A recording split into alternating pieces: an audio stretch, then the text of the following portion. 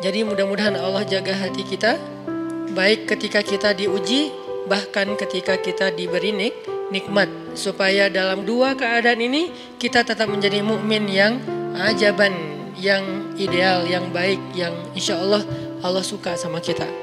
Kalau diuji sabara fakana khairallah, kalau diberi nikmat syakara fakana khairallah.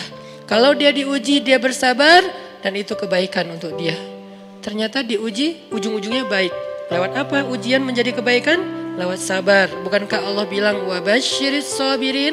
Sampaikan berita gembira kepada orang yang sabar. Ada banyak kebaikan yang Allah sediakan untuk orang yang sabar kalau dia sabar. Dan kalau diberi nikmat syakara. Kalau diberi nikmat dia bersyukur. Fakana khairallah. Kenapa nikmat kok menjadi kebaikan? Maksudnya dengan dia bersyukur Allah tambahkan kebaikan itu. La in syakartum la azidannakum. Jadi orang beriman itu kayaknya hidupnya tuh harusnya sih nggak ada bete-nya. Hidupnya tuh nggak ada istilah, aduh hari ini gue kayak rugi banget nih. Nggak ada orang beriman rugi. Kan hidup kita tuh di antara dua itu kan. Cuman varian ujian itu aja macam-macam. Varian ujian itu misalnya kalau di surat Al-Baqarah Allah menyebutkan 3 varian ujian kan. Ba'sa, dharra, zulzilu. Ujian fisik, ujian harta.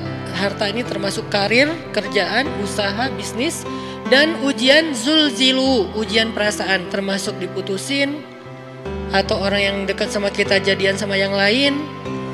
Atau mungkin di unfollow oleh ya gitu deh. Saya kalau udah ngebahas bab ini agak gimana gitu. Jadi 3 varian ini masuk kategori apa?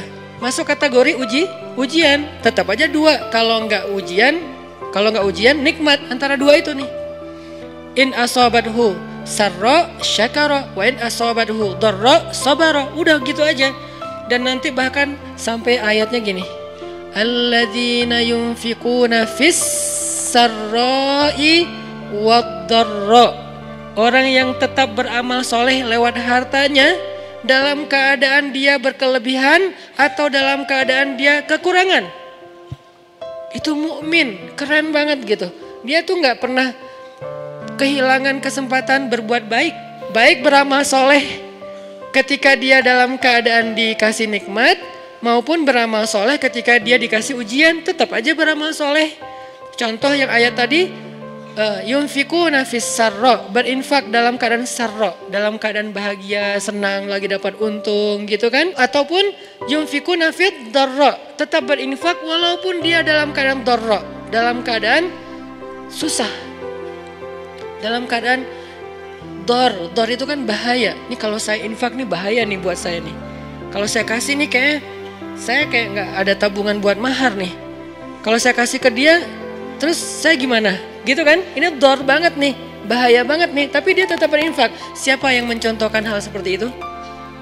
Selain pastinya Rasulullah udah gak diragukan lagi. Yang jadi kayak simbol berinfak walaupun dia butuh.